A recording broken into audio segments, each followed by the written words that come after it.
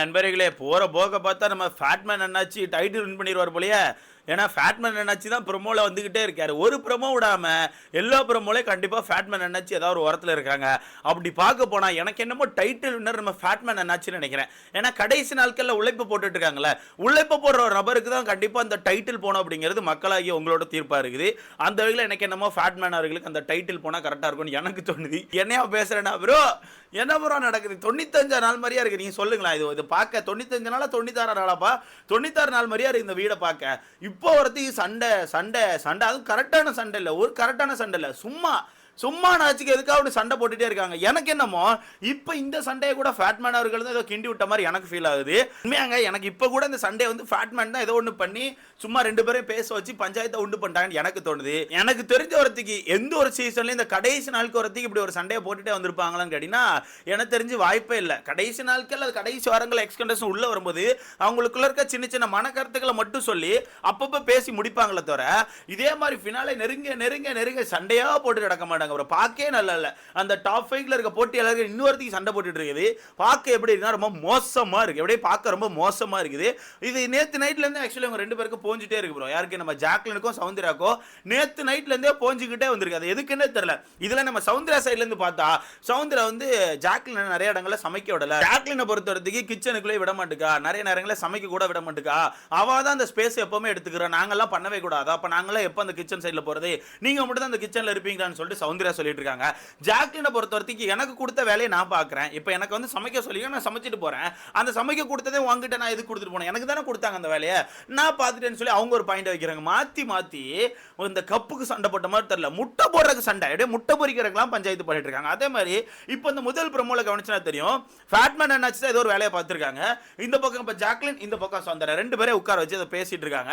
இதுல பேசிட்டு இருக்கும்போது சௌந்தர்யா வந்து ஜாக்லினை பார்த்து என்ன சொல்றாங்கன்னா, கேமும் அவங்க கேரக்டரும் கலந்துருக்குன்னு நினைக்கிறேன், அதனால எனக்கு வந்து அவங்க கிட்ட செட் ஆக மாட்டுக்கு அப்படின்னு ஒரு பாயிண்ட் வைக்கிறாங்க. கேமும் அவங்க கேரக்டருமா? என்னப்பா கேரக்டர்? எனக்கு தெரிஞ்சு ஹாசினி கேரக்டர் தானே. ஹாசினி கேரக்டர் இந்த வீட்டுல பெருசா எதுவுமே பண்ணல.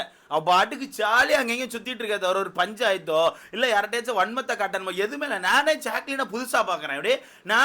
புதுசா பாக்குறேன். ஏன்னா எந்த ஒரு இடத்துல பெருசா வன்மம் காட்டாம ஜாலியா பாட்டுக்கு எல்லாரும் பேசுறத மட்டும் கேட்டு அங்கேயும் சுத்திட்டு இருக்காங்க. இப்படி இருக்கும்போது கேமும் அவங்க கேரக்டர் கலந்து இருக்கு, அதனால எனக்கு செட் ஆகல அப்படிங்கிற பாயிண்ட் என்னன்னே தெரியல. எனக்கு இன்னொன்னு புரியவே இல்லை, உண்மையாவே ஜாக்லினுக்கும் சௌந்தர்யாவுக்கும் ஒரு ஃப்ரெண்ட்ஷிப் இருக்குதா என்ன? ஏன்னா நான் இதை முன்னாடி வச்சே சொல்லிருக்கேன், அவங்களுக்குள்ள எந்த ஒரு பாண்டுமே இல்லை. அவங்க ஒரு பாண்டு இருக்கதா நினைச்சுக்கிட்டு ரெண்டு பேரும் க்ளோஸா இருக்காங்க. பட் அந்த பாண்டு வந்து ஒரு 2 நாள் கூட தாங்காது, கண்டிப்பா உடஞ்சு பிரிஞ்சிருவாங்கன்னு. இந்த விஷயத்த வந்து நான் வீட்டுக்குள்ள பேரண்ட்ஸ் வந்துட்டு போனாங்கல்ல, அந்த டைமே சொல்லியிருந்தேன், எப்பா பேரண்ட்ஸ் வந்து சொல்றாங்க நீங்க ரெண்டு பேரும் ஒண்ணா ஆகாதீங்க, கண்டிப்பா நீங்க ஒண்ணா இருக்க மாட்டீங்க, கண்டிப்பா மாத்தி சண்டையை போட்டுருவீங்க, அது வேணான்னு சொல்லி கேட்டா எங்க அப்பப்போ எங்களுக்குள்ள ஃப்ரெண்ட்ஷிப் இருக்கு, நாங்க வெளியே போய் பயங்கர ஃப்ரெண்டா இருப்போமாக்குன்னு சொல்லிட்டு சேர்ந்துக்கிறாங்க. சேர்ந்து ஒரு 2 நாள்ல 3 நாள் தான் அதிகபட்சம் அவங்க ஃப்ரெண்ட்ஷிப், 2 நாள் தான். அதுக்கப்புறம் இந்த மாதிரி ஒரு சண்டையை போட்டுக்கிறாங்க. இதுல டக்குன்னு ஜாக்லின் அவங்களுக்கான பாயிண்ட் என்ன வைக்கிறாங்கன்னா, எனக்கு என்ன தோணுதுன்னா, அவங்களுக்கு கேம் வேற லெவலில் ஆட தெரியுது, எனக்கு அந்த லெவலுக்கு தெரியல, அவங்களுக்கு தான் சூப்பரா கேம் ஆட தெரியுது, எங்க கரெக்டா பேசணும், எங்க என்ன விஷயத்த பதிவு பண்ணணும் அப்படிங்கிற விஷயங்கள் பயங்கரமா தெரிஞ்சிருக்குன்னு சொல்லிட்டு சௌந்தர்யாக்கு ஆப்போசிட்ல பேசிட்டு இருக்காங்க. பார்த்தேங்க, நான் ஒரு கிளிப் பார்த்தேன், இப்பதான் பார்த்தேன். நேத்து நைட் ஆக்சுவலா நம்ம ரயானுக்கும் சாச்சனாக்கு ஒரு பஞ்சாயத்து வந்திருக்கும்ல, அந்த பஞ்சாயத்து ஸ்டார்ட் ஆகும்போது ஸ்டார்டிங்ல ரயான் கிட்ட வந்து நம்ம ஜாக்லின் அக்கா ஒரு சில விஷயங்களை பேசுறாங்க. சாச்சனா அப்படித்தான், அவ வேணும்னு சொல்லி பண்ணிட்டு இருக்கா, கேமரால ரிஜிஸ்டர் பண்ண ட்ரை பண்றா, நீ அமைதியாருன்னு சொல்லிட்டு ரயானுக்கு வந்து அட்வைஸ் கொடுக்குற மாதிரி கத்திட்டு இருக்காங்க. அப்படி கத்தும் போது அது கத்துனது எனக்கு தெரிஞ்சு ஒரு நிமிஷத்துக்குள்ளதான் இருக்கும், ஒரு நிமிஷம் 2 நிமிஷம் தான் இருக்கும். ஆனா கேமராவை பார்த்தது 60 தடவை இருக்கும். கேமரா பார்த்து பேசிட்டே இருக்காங்க. இதான் எதுக்கு? இல்ல தெரிஞ்சு பாக்குறீங்களா, தெரியாம பாக்குறீங்களான்னு கூட எனக்கு தெரியல. ஆனா நிறைய இடங்கள்ல ஜாக்லினை பொறுத்தவரைக்கும் ஒரு சம்பவம் பண்றாங்கன்னா அந்த கேமராவை தான் ஃபர்ஸ்ட் தேடுறாங்க. வீட்டுக்குள்ள வந்து சுனிதா சொன்னாங்களா, அந்த மாதிரி தான். அது நிறைய இடங்களை நீங்க கூட பார்த்திருப்பீங்க. அந்த மாதிரி இவங்க தான் கரெக்டா பதிவு பண்றாங்க. எனக்கு பதிவே பண்ண தெரியலன்னு சொல்லிட்டு அந்த இடத்த விட்டு கிளம்புறாங்க. ஆனா ஜாக்லின் கிட்ட ஒரு சின்ன சேஞ்சஸ் தெரியுது ப்ரோ, அது உங்களுக்கு தெரியுதான்னு தெரியல, எனக்கு ஒரு சின்ன சேஞ்சஸ் தெரியுது. ஜாக்லின் பெருசா ஒரு சண்டே ஊத மாட்டுக்காங்க, வெடிக்க வைக்க மாட்டுக்காங்க. ஒரு சண்டே வந்தா கூட அந்த சண்டே விட்டு லைட்டா கடந்து போகணும் ட்ரை பண்றாங்களோ தவிர அந்த சண்டைகளை இறங்கி அந்த சண்டையை பிரிச்சு மேனும் ட்ரை பண்ண மாட்டாங்க. இதுக்கு முன்னாடி ஜாக்லின் இப்படி விட மாட்டாங்க. கண்டிப்பா வாய்ப்பே கிடையாது. இந்த மாதிரி கத்திட்டு இருந்தா கண்டிப்பா இல்ல ஒரு பஞ்சாயத்தை போட்டு உனக்கு தான் கேம் ஆட தெரியல விளையாட அப்படின்ற மாதிரி அந்த இடத்துல உட்காந்து சண்டை போடுவாங்க. பட் இப்போ என்ன பண்றாங்கன்னா எனக்கு வேணாம்ப்பா அந்த கேம் அப்படி சொல்லிட்டு அந்த இடத்த விட்டு கிளம்பி போயிட்டு இருக்காங்க. ஓகேவா, அந்த இடத்த விட்டு கிளம்பி போயிடுறாங்க. இதுல அடுத்த சௌந்தர்யா என்ன சொல்றாங்கன்னா என்னோட ஃபர்ஸ்ட் தப்பு என்னன்னா இந்த வீட்டுக்குள்ள வந்து இவளுக்கான ஃப்ரெண்ட்ஷிப் எடுத்தது, இவளுக்கான ஃப்ரெண்ட்ஷிப் இல்ல ஃப்ரெண்ட்ஷிப்பை நான் எடுத்துக்கிட்டது, அதான் என்னோட மிகப்பெரிய தப்பா நான் பாக்குறேன்னு சொல்றாங்க. அதுக்கு ஜாக்லின் அங்க இருந்து அவங்கள கேம் ஆட சொல்லுங்க, அவங்க தான் சூப்பரா கேம் ஆடுறாங்க, அவங்க கேம் ஆட சொல்லுங்க, நான் பொறுத்துக்கிறேன், அவங்க என்ன பண்ணாலும் நான் பொறுத்துக்கிறேன்னு சொல்லிட்டு ஜாக்லின் அப்படி சொல்லிட்டு நடந்து போறாங்க. அதுக்கு இங்க இருந்து சௌந்தர்யா ஆமாமா நீ பொறுத்து இப்படிதான் சேஃப் கேம் ஆடிட்டு இருக்கேன்னு சொல்றாங்க. இதை சேஃப் கேம்னு சொல்லவா இல்ல அவங்க சேஞ்ச் ஆயிட்டாங்களான்னு சொல்லவான்னு தெரியல. ஆனா உண்மையாவே கடந்த ஒரு வாரமா நானும் நோட் பண்ணி ஒரு 2-3 நாளா நான் நோட் பண்ணியிருக்கேன். நல்ல ஒரு சேஞ்சஸ் தெரியுது. பெருசா டக்கு டக்குன்னு சண்டை போட மாட்டேங்க. இந்த மாதிரி தான் ஒரு பிரச்சனை வருதா அந்த பிரச்சனை கொஞ்சம் ஸ்கிப் பண்ணிட்டு அந்த இடத்த விட்டு கிளம்புறாங்க. மேபி அவங்களுக்கு தெரிஞ்சிடும் என்னமோ தெரியல, ஃபினாலே நெருங்கிட்டு இந்த நேரம் சண்டை போடக்கூடாதுன்னு தெரிஞ்சிட்டோ தெரியல ஒரு விஷயத்த பண்றாங்க. மொத்தத்தில் நானும் கவனிச்சிட்டு இருக்கேன் கடந்த ஒரு 4 நாட்களா இங்க சீசன் ஆரம்பிச்சதுல இருந்து அதிகபட்சமா ஜாக்லின் சௌந்தர்யா மட்டும்தான் ப்ரோமோல இருக்காங்க. 2 பேர் மட்டும்தான் ப்ரோமோ கண்டென்ட்டே. ப்ரோமோ எனக்கு தெரிஞ்சு இந்த ஒரு சில டாஸ்க் வைக்கும்போது மட்டும்தான் மற்றபடி அருண், முத்துக்குமரன் இந்த மாதிரி ஆட்கள்லாம், ரயான் இந்த மாதிரி ஆட்கள்லாம் உள்ள வராங்க.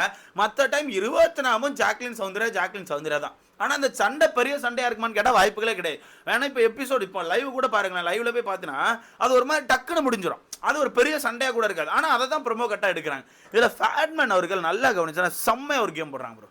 ஃபேட்மேன் அவர்களை பொறுத்த வரைக்கும் ஃபேட்மேன் சாருக்கு டாப் 5 வர வேண்டிய அவசியமே கிடையாது. ஒரு டாப் 5 வரமாட்டாருன்னு தெரியும். ஏன்னா அது ஒரு பிராங்க்னு அவருக்கு நல்லாவே தெரிஞ்சிருக்கு.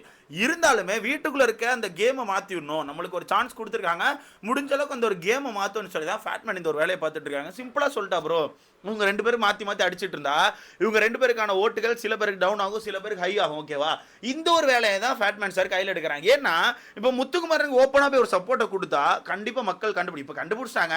இப்போ கண்டுபிடிக்கிறதுக்கு வேற ஒன்றும் இல்லை, கண்டுபிடிச்சாங்க. இருந்தாலுமே தொடர்ந்து முத்துக்குமாரனுக்கு சப்போர்ட் கொடுத்து தொடர்ந்து முத்துக்குமாரனுக்கு சில பல இன்ஃபர்மேஷனை கொடுத்து முத்துக்குமாரனை மாற்ற ட்ரை பண்ணா மாட்ட போகிறது எனக்கு நம்ம ஃபேட்மேன் சார் தான். ஓகேவா, ஏன்னா திரும்பியும் சொல்கிறேன், அவனை தனியாக விட்டு அவனை டைட்டில் வின் பண்ணிட்டு போயிடும். எப்படியே அவனை தனியாக விட்டீங்கன்னா அவனே டைட்டில் வின் பண்ணிட்டு போயிடுவான். ஃபேட்மேன் சார் தான் தேவையில்லாமல் அப்பப்போ முத்துக்குமாரனுக்கு பண்ணுறேன் முத்துக்குமாரனுக்காண்டி பண்ணுறேன் அப்படின்னு மாதிரி ஒரு கேமை போட்டு மாட்டிக்கிறாங்க. எடுத்துக்காட்டுக்கு நேற்று கூட பார்த்துருப்பீங்க, நேற்று கூட ஏதோ தமிழில் அந்த ப்ரொமோஷன் டாஸ்கில் நல்லா பேசிட்டாங்க, ரொம்ப கிளியராக மென்ஷன் பண்ணாங்க அப்படி சொல்லி தமிழில் சொன்னதுக்கும், அது மட்டும் இல்லாமல் அந்த டீமில் முத்துக்குமாரன் இருக்கான், அதனால தான் நீங்கள் வந்து அந்த வின்னிங் அனௌன்ஸ் பண்ணுறதுக்கு முத்துக்குமாரன் சைடில் கொடுத்துட்டீங்கன்னு சொல்லிட்டு பழைய ஆட்கள்லாம் சண்டையை போட்டிருப்பாங்க, கவனிச்சிருப்பீங்க. அந்த மாதிரி தான் ஃபேட்மேன் சாருக்கான கேம் வந்து கொஞ்சம் கொஞ்சமாக வெளியே வந்துட்டு இருக்குது. ஆனால் இதுக்கப்புறம் என்னத்தான் வெளியே வந்து என்னத்தான் பண்ண போகிறாங்கன்னு தெரில. எனக்கு அதான் தெரியல, இதுக்கப்புறம் என்ன மாறப்போகுது, ஒன்றுமே மாறப்போகிறது இல்லை, எதுவுமே மாறப்போறதில்லை. எனக்கு தெரிஞ்சு இதுக்கப்புறம் என்ன மாறும் தெரியுமா, இதுக்கப்புறம் ஒரு 4-5 பேர் வராங்கல்ல, திங்கக்கிழமை வருவாங்கன்னு நினைக்கிறேன். அந்த திங்கக்கிழமை அவங்க வரும்போது தான் மேபி சின்ன கேம் மாறதுக்கான வாய்ப்பு இருக்குது. பட் அது மாறியுமே ஓட்டுகள் சேஞ்ச் ஆகுமான்னு கேட்டால் வாய்ப்புகளே கிடையாது. இந்த சாட்டர்டே சண்டே தான் எனக்கு தெரிஞ்சு மெயின் கோரே சாட்டர்டே சண்டேல தான் இருக்குது. சேதனை என்ன பண்ண போகிறாங்க, சேதனை வீட்டுக்குள்ள வந்து இன்ஃபர்மேஷன் கொடுத்த ஆட்களாகட்டும், இல்லை கொஞ்சம் மரியாதை இல்லாமல் பேசின ஆட்களாகட்டும், இல்லை வந்து இந்த ஜால்ரா பாய்ஸ்லாம் சொல்லி ஓவரா பண்ணாரா, இந்த மாதிரி பண்ண ஆட்களுக்கு சின்னதாக ஒரு வேட்டு வச்சா மட்டும்தான் சாட்டர்டே சண்டே கொஞ்சம் பார்க்க நல்லாயிருக்கும். அடுத்த நாட்கள் கொஞ்சம் ஹாப்பியாக போகும். இல்லைன்னா திரும்ப அந்த விஷயத்தை தொடர்ந்து பண்ணிட்டே இருப்பாங்க. ஃபினாலே வீக்கில் கூட நம்ம வன்மத்தை மட்டும் தான் பார்க்க முடியும். ஃபினாலே வீக்கில் கூட மாற்றி வன்மத்தை பார்த்து இந்த மாதிரி ஒருத்தர் மேலே ஒருத்தர் பொறாமப்படுற விஷயங்கள் மட்டும் தான் பார்க்க முடியும். அதனால அந்த சேஞ்சஸ் வந்து சேதன கையில் தான் இருக்குது. ஸோ வெயிட் பண்ணி பார்க்கலாம். அண்ட் இந்த இடத்துல இன்னொரு விஷயத்த சொல்லணும், எனக்கு சரியான சிரிப்பு என்ன தெரியுமா ப்ரோ, நான் 95 நாளாக ஒரு விஷயம் பண்ணிட்டு இருக்கேன், 95 நாளாக ஒரு விஷயத்த பண்ணிட்டு இருக்கேன். அந்த விஷயத்த சில காமெடி இப்போதான் கண்டுபிடிச்சு உட்காந்து கவரிட்டு இருக்கு. எனக்கு அதை பார்க்கும்போது டாய் போடாங்கிட்ட அப்படின்ற மாதிரி இருக்கு. அது என்னதுன்னு சொல்லி உங்களுக்கு தெரிஞ்சுன்னா மறக்காம கமெண்ட்ல போட்டு போங்க. அடுத்த இதில் பார்க்கலாமா?